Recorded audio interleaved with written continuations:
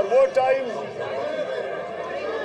जब मुल्क की तारीख का सबसे फैसला कुन वक्त है। इसको नीचे करो ना, नीचे करो इसको।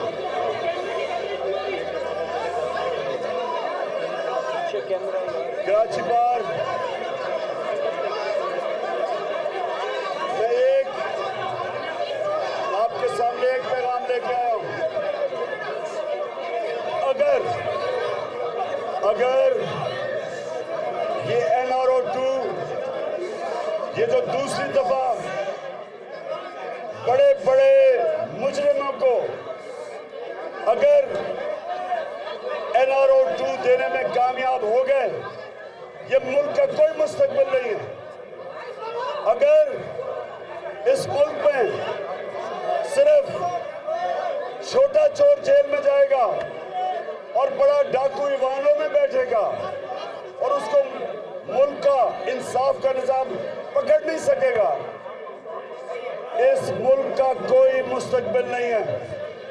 मैं आपकी वकला कम्युनिटी के पास इसलिए आया हूं कि आप वो लोग हैं जो समझते हैं रूल ऑफ लॉ, कानून की हुक्मरानी आप समझते हैं। और अगर कानून की हुक्मरानी की धज्जियां उड़ाई गई कि ताकतवर पैसा चोरी करके बाहर चला जाए और बाहर से वापस NRO लेके आ जाए, फिर मुल्क लूटे, फिर बाहर चला जाए, इस मुल्क का कोई मुस्तकबिल नहीं है अगर हमने ये होने दिया। मैं इन चोरों के खिलाफ हकीकी आजादी की सियासत नहीं कर रहा, जिहाद कर रहा हूं। और मैं चाहता हूं आप सब मेरे साथ हो।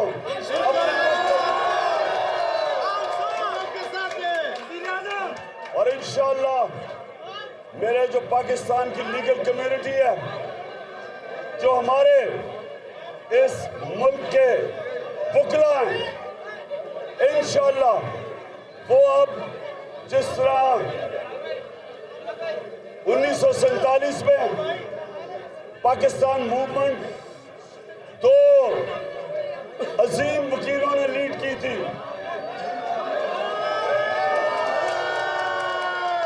ये वक्त आ गया कि हकीकी आजादी के लिए मेरे सारे पाकिस्तान के वकला खड़े हों, रूल ऑफ लॉ के लिए, इंसाफ के लिए।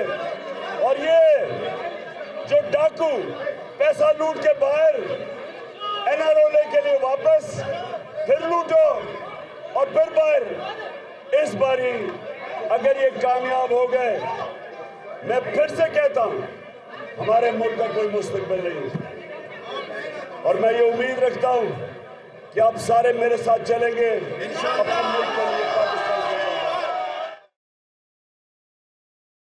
पाकिस्तान जिंदाबाद। चेयरमैन तहरीक इंसाफ इमरान खान कराची बार में वकला से खिताब कर रहे थे। आखिर पे उन्होंने ये नारा लगाया, उनकी जानिब से कहा गया कि मुल्की तारीख का सबसे फैसला कुन वक्त आ चुका है।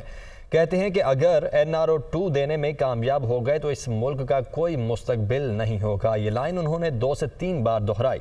कहते हैं कि वकला कम्युनिटी एक ऐसी कम्युनिटी है जो रूल ऑफ लॉ को समझती है और फिर ये लूटेंगे, फिर ये बाहर चले जाएंगे और इन्हें अगर फिर से NRO2 दिया गया तो इस मुल्क का कोई मुस्तकबिल नहीं होगा।